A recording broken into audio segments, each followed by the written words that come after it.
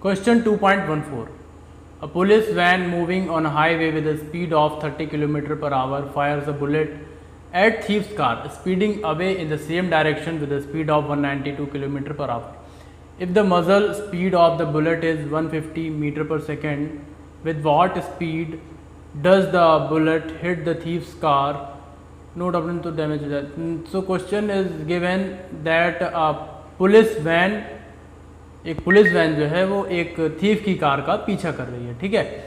फिर police van में जो पुलिस बैठा हुआ है उसने अपनी बुलेट से, उसने अपनी गन से फायर कर दिया और बुलेट उससे निकली विद स्पीड ऑफ 150 मीटर पर सेकेंड की स्पीड से जो है गन से बुलेट निकल रही है और वो कार को हिट करेगी। हमें बताना है कि with what speed does the bullet hit the thief car और उसकी कार डैमेज हो जाए। तो ये किस स्पीड से थीफ की कार को हिट करेगी। तो जो दे रखा है इसमें पहले समझ लेते हैं क्या होगा इसका। पुलिस वैन, जो एक पुलिस की वैन है, वो 30 किलोमीटर पर आवर की स्पीड से एक थीफ की कार का पीछा कर रही है इस तरीके से और इसकी स्पीड है 192 किलोमीटर पर आवर। ये थीफ की कार आगे जा रही है, उसने फायर किया तो बुलेट की स्पीड है 150 मीटर पर second.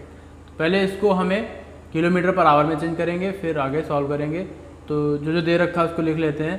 Speed of police van, speed of equals to 30 kilometre per hour. Next है स्पीड ऑफ थीफ्स कार।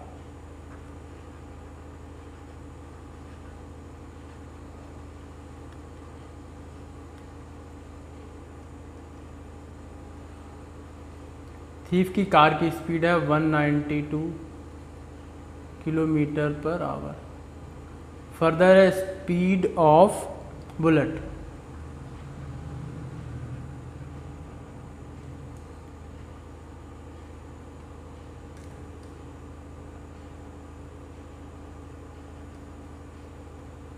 ये दे रखी है हमको 150 मीटर पर सेकेंड। अब मीटर पर सेकेंड सारी ये इधर वैल्यूज़ किलोमीटर पर आवर में, इसको मीटर पर सेकेंड को किलोमीटर पर आवर में चेंज कर लेंगे। देखिए किलोमीटर पर आवर को अगर मीटर पर सेकेंड में चेंज करना हो तो हम डिवाइड, उसको मल्टीप्लाई करते हैं 5/18 से। कैसे करते हैं बताया था। 1 किलोमीटर में 1000 मीटर होते हैं, 1 आवर में 3600 सेकेंड होते हैं। इसको जब सॉल्व करते हैं तो आ जाता है 5/18 मीटर पर सेकेंड, ठीक है। ये किलोमीटर पर आवर को मीटर पर सेकेंड में चेंज करने का तरीका है। अगर हमें उल्टा करना है, इसका अपोजिट, मीटर पर सेकेंड को किलोमीटर पर आवर में चेंज करना है, तो हम मल्टीप्लाई कर देंगे 18/5 से। तो 150 इंटू 18/5, जब इसको सॉल्व करेंगे तो हमारा आंसर आएगा 540 किलोमीटर पर आवर, ठीक है। तो जो स्पीड ऑफ बुलेट है वो है 540 किलोमीटर पर आवर, ठीक है। तो अब इसको समझ लेते हैं एक बार फिर से। स्पीड ऑफ बुलेट कितनी आ गई हमारी? 540 किलोमीटर पर आवर। देखिए अब यहाँ पे होगा क्या, ये जो कार पुलिस वैन थी वो 30 किलोमीटर पर आवर की स्पीड से चल रही थी। यहाँ पे हुआ क्या, जो हमने फायर किया है बुलेट, तो उसकी जो स्पीड होगी, बुलेट की स्पीड और कार की स्पीड ऐड हो जाएगी। उसका रीज़न क्या है, जब कार 30 किलोमीटर पर आवर की स्पीड से चल रही थी तो गन भी 30 किलोमीटर पर आवर की स्पीड से ही ट्रैवल कर रही है उस वैन के अंदर। तो जब गन से बुलेट निकलेगा तो बुलेट में पहले से ही 30 किलोमीटर पर आवर की स्पीड है, वैन की जो स्पीड है, साथ में 540 की और उसको स्पीड मिल जाएगी जिससे जो फायर हुआ है। सो अब जो नेट स्पीड होगी बुलेट की वो हो जाएगी 540 प्लस 30 यानी कि 570 kilometre per our.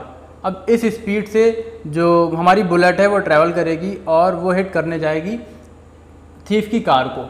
But thief की कार को जो इसकी स्पीड है 570 किलोमीटर पर आवर, उससे उसका जो स्पीड है उस स्पीड से ये हिट नहीं कर पाएगी इसको। उसका रीज़न क्या है, सिंस जो थीफ की कार है वो 190 किलोमीटर पर आवर की स्पीड से आगे की तरफ जा रही है। इसका क्या मतलब हुआ, इसका मतलब ये हुआ जब ये टच करने आएगी बुलेट 570 पर किलोमीटर पर आवर की स्पीड से, तो जो थीफ की कार है वो हल्का सा आगे बढ़ जाएगी जो उसकी स्पीड है उस स्पीड से, तो थोड़ा सा कम डैमेज होगा जितना होना चाहिए था। इसको अगर और अच्छे से समझें तो अगर हम मान लें कि थीफ की कार की स्पीड 1000 किलोमीटर पर आवर होती तो क्या ये कभी बुलेट लग पाती? इसके नहीं लग पाती। क्यों? क्योंकि वो आगे निकल जाती। जब तक ये बुलेट आते तब तक थीफ की कार बहुत आगे निकल चुकी होती है। बट सिंस ये स्पीड उतनी ज़्यादा नहीं है, बट जो भी है वो इस स्पीड को रिड्यूस कर देगी, यानी कि जो बुलेट है उस बुलेट जो जिस स्पीड से उसको डैमेज करती है उसको हल्का सा रिड्यूस कर देगी। इसको दूसरे एग्जांपल से समझ सकते हैं। अगर आपका कोई फ्रेंड छत पे खड़ा है और आप नीचे खड़े हैं, अगर वो बॉल रिलीज कर दे, बस ऊपर से छोड़ दे और आप उसको कैच करें, तो बॉल को छोड़ा, उसमें कुछ स्पीड आ गई और आप कैच कर रहे हैं। अगर आप उसको ऑन स्पॉट कैच करेंगे, आपने जिसने क्रिकेट खेला होगा वो इस बात को अच्छे से समझ पाएगा। अगर आप ऑन स्पॉट अपने हाथों को वैसे ही रखेंगे और बॉल को कैच करेंगे तो बॉल काफ़ी तेज हिट करेगी या हाथों को चोट लग जाती है हल्की सी। अगर हाथों को हल्का सा पीछे खींच लिया जाए तो बॉल उतना ज़्यादा तेज़ी से हिट नहीं करती है और उतना चोट भी नहीं लगती है। सेम अगर वो बॉल में थोड़ी सी स्पीड दे दे, वो जो आपका फ्रेंड है वो थोड़ा सा तेज़ी से फेंकेगा तो वो स्पीड ऐड हो जाएगी। जो बॉल की स्पीड गिरने में पहले आ रही थी उसमें आपके फ्रेंड की स्पीड ऐड हो जाएगी, तब थोड़ा ज़्यादा तेज़ी से चोट लगेगी।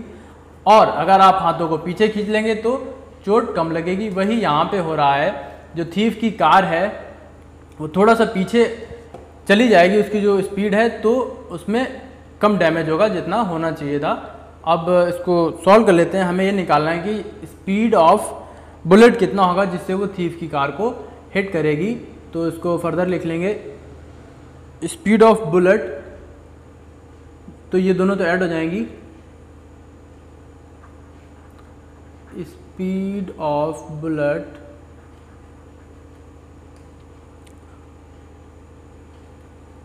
To hit thief's car,